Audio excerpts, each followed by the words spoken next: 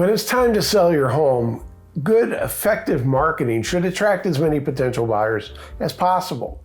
On the other hand, though, if you make any of these top 5 marketing mistakes, you could be scaring away buyers that might have otherwise been interested in your property.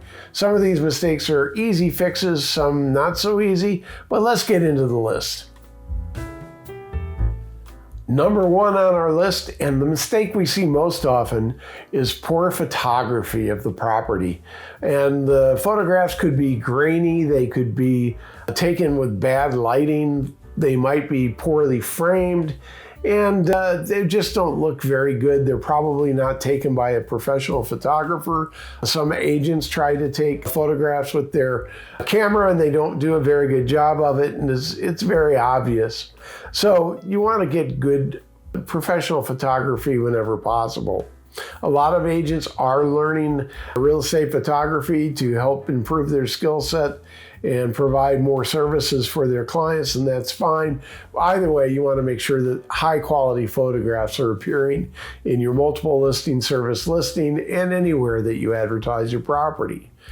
Another thing with photography is that you want to make sure that all the images are in the same orientation. You're watching me on the landscape orientation right now, and that's what is normally required by multiple listing services. However, sometimes you'll see a mix of landscape and also the vertical or portrait orientation. Mixing those two in the same set of photographs is not a good idea. It's irritating for the viewer, so it's best if all the photographs are in the landscape orientation. Other mistakes we see with photographs are photographs of things that don't really matter, are not part of the structure of the house. For example, if there's a very nice garden in the backyard, sometimes we'll see multiple photos of a flower, just a flower in the frame, nothing else, or a nice garden globe, things like that that don't really matter. And also we see too many drone shots lately. 1 or 2 to establish the boundaries of the lot can be useful and helpful. However, looking into the neighbor's yard, looking down the street, those types of things from 100 feet are unnecessary, and fatigue starts to set in as the potential buyer is looking through all those photographs, and if there's just too many, they're going to move on to the next property. You're going to scare them away with too many photographs. Mistake number 2, property descriptions that run too long. Some property descriptions read like a romance novel. You will be whisked away when you enter into the front door to a magical land, a beautiful place.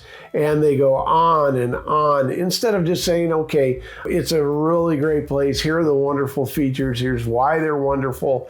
A few adjectives, but the potential buyer doesn't want to really read a romance novel. Keep it short, to the point, make it interesting. You want to motivate that buyer to come visit the property and see it for themselves. And when they have to read too much about a property, again, it's going to scare them away. They're going to go on to the next one. Mistake number 3 is an unsupported asking price or listing price. When buyers look at a neighborhood and they're interested in buying there, they're going to look at what homes have sold recently, what the prices were, and they're going to look at the price range of homes currently for sale in that neighborhood. If a seller comes on the market with a price that's way above that upper limit of that price range in which the buyer is looking, that price better be supported with either recent remodeling, some kind of feature or hard reason why that property is worth more than all the other ones in the neighborhood. If it's not, that's going to scare away the buyer. They're just going to look elsewhere. Mistake number 4 is putting a home on the market subject to an outside contingency. An outside contingency is a task or event that would happen outside the escrow for that property, but for which that property could be at risk of being able to be sold if that contingency is not met. Buyers do not like outside contingencies because it puts their deal at risk.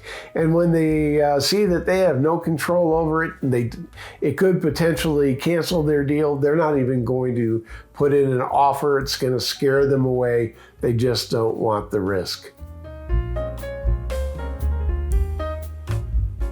Mistake number 5 is putting a non-conforming property on the market.